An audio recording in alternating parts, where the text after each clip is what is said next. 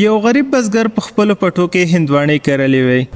د کال بارانونه داسې وخت په وخت وشول چې هندواڼې ډېرې غټې شوې. دومره غټې هندواڼې له دې مخکې چا نه وې لیدلې. هر څوک به چې د پټي په خوا تېرېدل نو هندواڼو ته به حیران پاتې شول.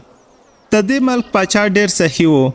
که چا به هم پاچا ته میوه وروړه نو پاچا به انعام ورکوه.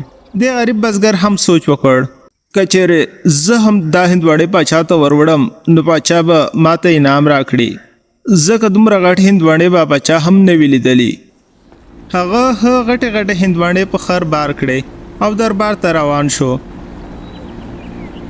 خو په لار کې له پاچا سره مخامخ شو، خو هغه پاچا نه پیژانده، ځکه بادشاه په عامو جامو کې تر ښار لرې لرې ساحو پورې ګرځېده او په خپله به یې د ولس حالات لیدل.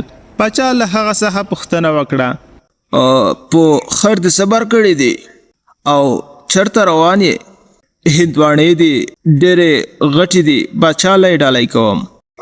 اورېدلې مې دي هغه چې په داسې شیانو خوشحاله شي خلکو ته انعام ورکوي.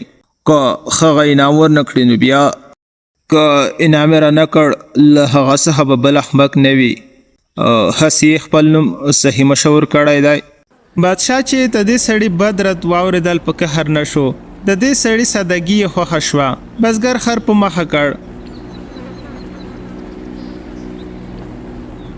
دربار ته ورسېد. باچا له هغه څخه مخکې ځان دربار ته رسولی و.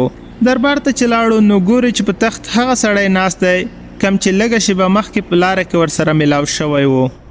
اوخو دا خو بادشاه و، ما خو په خبرو کې کنځل هم ورته کړي وو. خو اوس څه کیدای شول؟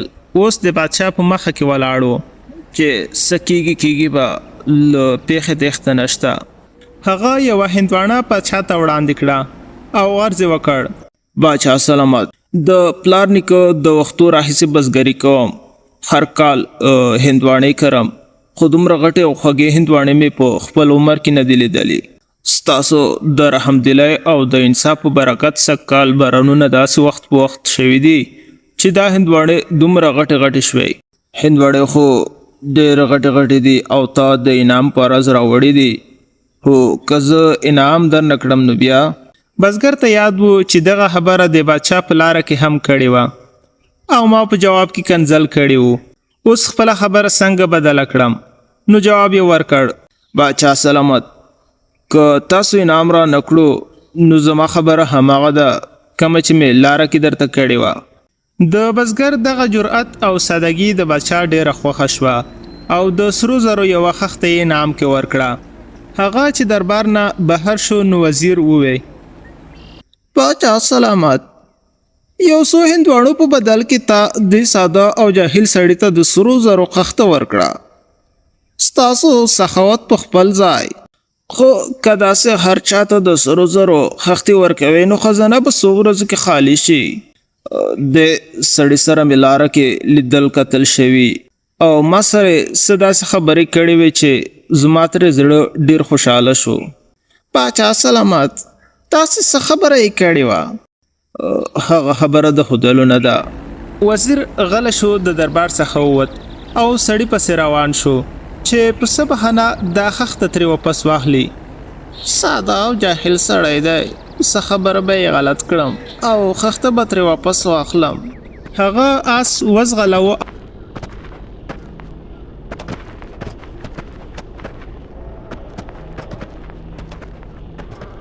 او سړی په لاره کې پیدا کړ. ورته یې وویل، ته بچا په دربار کې ډېر هوښیارو ته انعامونه ورکول کیږي. تا ته یو څو هندواڼو په بدل کې د سرو زرو خښته واخیسته. ته به زما د دریو سوالونو جوابونه راکوې. که جوابونه دې رانه کړل نو خښته به واپس راکوې. څه ډول سوالونه؟ اول سوال، اسمان کې څو ستوري دي؟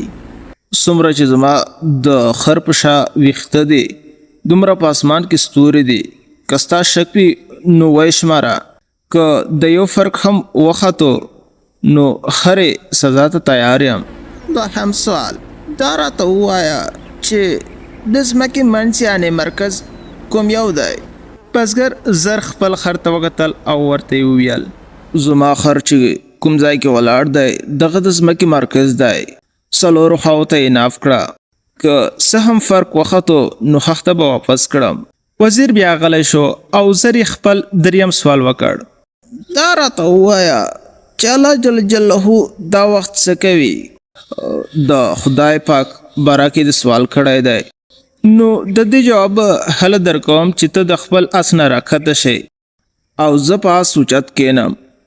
د الله جل جلاله حق لا خبره ده، نو چې ته اوچت ناست وې زه یې جواب نشم درکولی. وزیر زر له اس څخه کښته شو او بزګر اس ته وخت او اس یې وځغلاوه او په تلو تلو کې وزیر ته وویل خدای دا وخت دا کوي چې یو نه یې اخلي او بل ته یې ورکوي. د سرو زرو خښتو اخیستو پر ځای وزیر خپل اس هم وبایلو. خر یې له ځان سره را روان کړی و او ښار ته راغلو. بادشاه ته پته لګېدلې وه چې وزیر بزګر پسې تللی دی او خښته ترې واپس راوړي. وزیر یې زر راوبللو. ورشه وزیر راوغواړه. وزیر صاحب باچا سلامت غواړي. وزیر هم د بادشاه د امر د پرځای کولو لپاره باچا ته ورغی. څه چل وشو در سره؟ پاس تللی په خر واپس راغلی. باچا سلامت تپوس یې مه کوه، خبره د ښودلو جوګه نه ده.